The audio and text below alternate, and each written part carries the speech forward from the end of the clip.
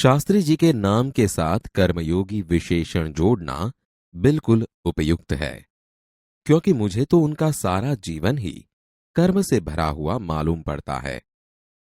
शास्त्री जी सामान्य परिवार से ऊपर उठकर देश के प्रधानमंत्री के जिस महत्वपूर्ण पद तक पहुंचे, उसका रहस्य उनके कर्मयोगी होने में ही छिपा हुआ है।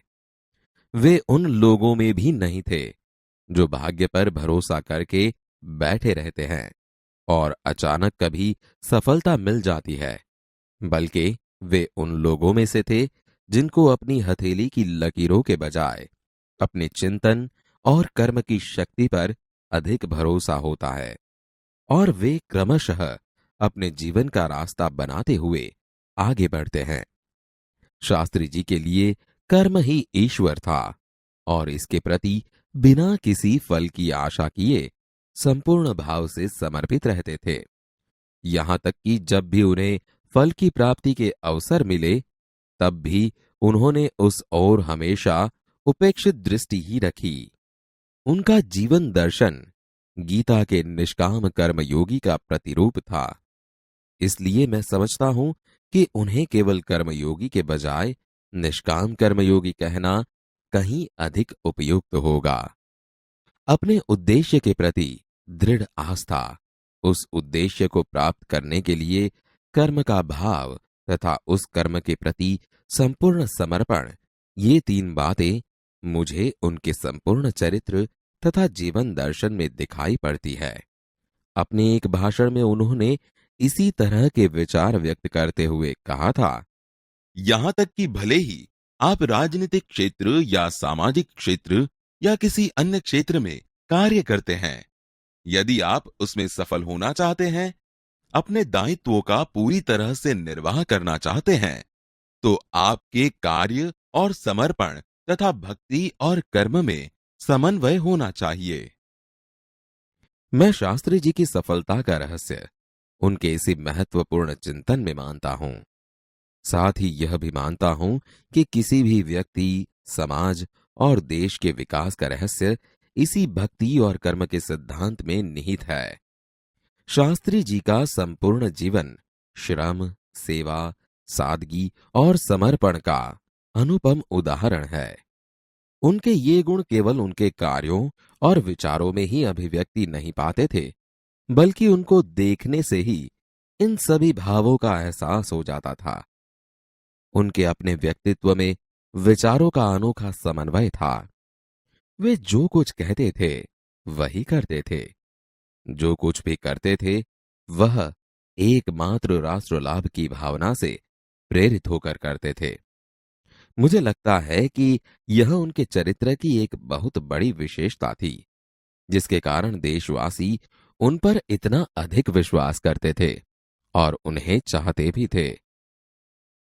पंडित नेहरू की समृद्ध राजनीतिक विरासत को संभालना और उसे आगे ले जाने का काम कम कठिन नहीं था, लेकिन देश ने उस समय यह साफ साफ देखा कि उसे संभालने की ताकत शास्त्री जी में ही है, और शास्त्री जी ने अपने निर्मल चरित्र और दृढ़ संकल्प शक्ति द्वारा देश की इस आकांक्षा को पूरा किया।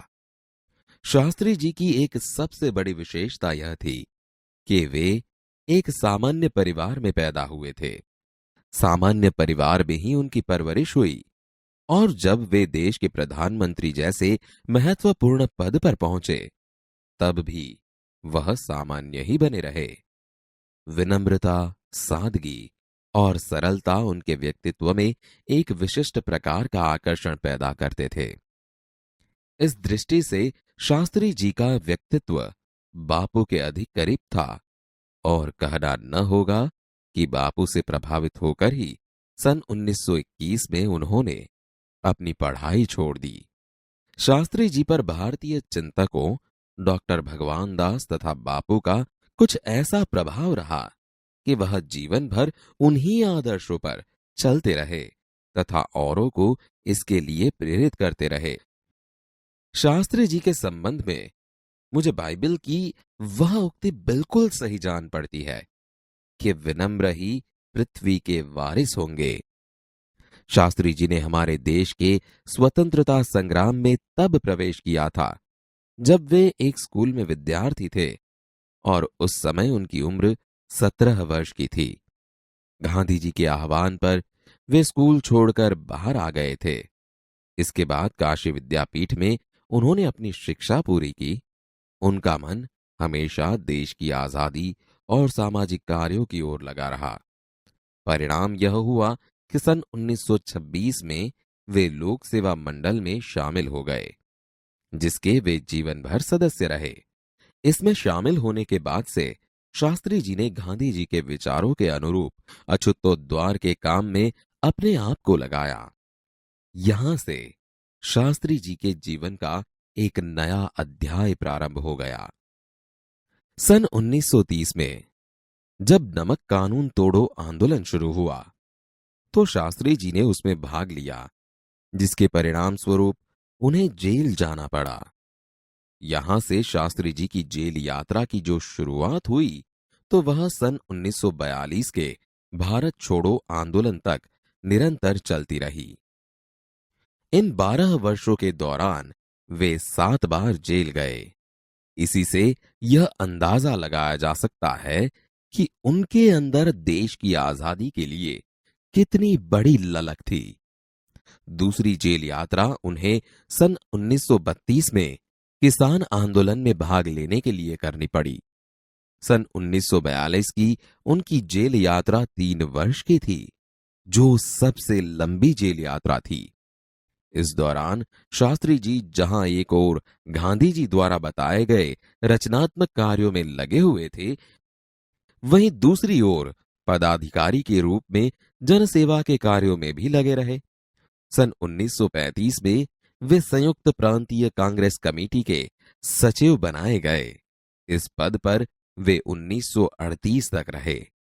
किसानों के प्रति उनके मन में विशेष लगाव था, इसलिए उनको सन 1936 में किसानों की दशा का अध्ययन करने वाली एक कमेटी का अध्यक्ष बनाया गया। पूरी लगन के साथ काम करके उन्होंने अपनी रिपोर्ट प्रस्तुत की, जिसमें जमींदारी उन्मूलन पर विशेष जोर दिया गया। इसके बाद के 6 वर्षों तक वे इलाहाबाद की नगरपालिका से किसी न किसी रूप में जुड़े रहे। मैं समझता हूं कि इस अनुभव ने भी शास्त्री जी के व्यक्तित्व और चिंतन को नागरिकों की समस्याओं से निकट से परिचित कराया। उनके पास ग्रामीण जीवन का अनुभव था। अब इसके साथ ही इलाहाबाद नगरपालिका ने जनसेवा का भी अनुभव जोड़ दिया था। लोकतंत्र की इस आधारभूत इकाई में कार्य करने के कारण वे देश की छोटी छोटी समस्याओं और उनके निराकरण की व्यावहारिक प्रक्रिया से अच्छी तरह से परिचित हो गए थे। कार्य के प्रति निष्ठा और मेहनत करने की अदम्य क्षमता के कारण सन 1937 में वे संयुक्त प्रांतीय व्यवस्थापिका सभा के लिए निर्वाचित हुए। सही मायने में यहीं से शास्त्री जी के संसदीय जीवन की शुरुआत हुई, जिसका समापन देश के प्रधानमंत्री पद तक पहुंचने में हुआ। शास्त्री जी को भारतीय राजनीति की इतनी सही और गहरी पकड़ थी कि श्रीमती इंदिरा गांधी ने उन्हें अपना राजनीतिक गुरु मानते हुए कहा था कि उन्हीं के मार्गदर्शन में मेरा राजनीतिक जीवन शुरू हुआ। देश की आजादी के बाद उत्तर प्रदेश तथा केंद्र सरकार में शास्त्री जी भिन्न भिन्न पदों पर रहे। उत्तर प्रदेश में उन्हें गृह मंत्री बनाया गया। बाद में पंडित नेहरू के अनुरोध पर वे केंद्र में आ गए। केंद्र में उन्होंने रेल और परिवहन, संचार, वाणिज्य, उद्योग और गृह जैसे महत्वपूर्ण मंत्रालयों में मंत्री पद संभाला। इन पदों पर रहते हुए शास्त्री जी ने अपनी जिस प्रशासकीय दक्षता का प्रमाण दिया, वह हमारे देश के लिए एक उदाहरण है। अपने मंत्रालयों के कार्यों में उनका दृष्टिकोण अत्यंत व्यवहारिक तथा सभी प्रकार की औपचारिकताओं से परे होता था। वे अपने को कभी भी अपने पद के कारण ऊंचा नहीं मानते थे।